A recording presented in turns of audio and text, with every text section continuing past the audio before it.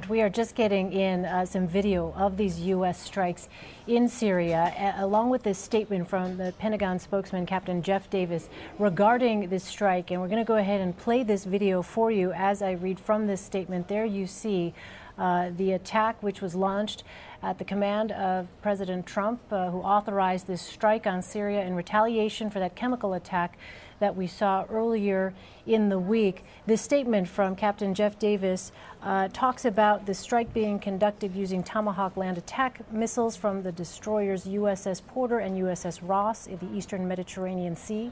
A total of 59 missiles targeted aircraft, hardened aircraft shelters, petroleum and logistical storage, ammunition supply, bunkers, air defense systems, and radars. Now, this is the statement talking about possible collateral damage here. As always, the U.S. took extraordinary measures to avoid civilian casualties and to comply with the law of armed conflict. Every precaution was taken to execute this strike with minimal risk to personnel at the airfield.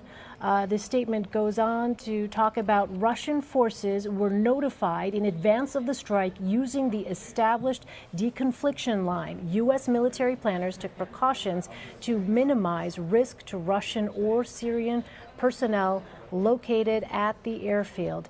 We are assessing the results of the strike. Initial indications are that this strike has severely damaged or destroyed Syrian aircraft and support infrastructure and equipment at the Sharat airfield, reducing the Syrian government's ability to deliver chemical weapons. The use of chemical weapons against innocent people will not be tolerated.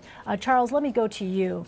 It appears, as we are hearing from the Pentagon, steps were taken to mitigate casualties, civilian casualties, as well as Russian or Syrian casualties as well. However, if in fact, say, Russian forces may have been killed as part of this airstrike on this airfield, what would that potentially do in terms of escalating this conflict?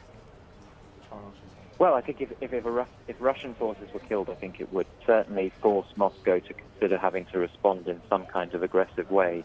But I think that's precisely why all kinds of various attempts will have been made on the U.S. side to have prevented that kind of a scenario from taking place.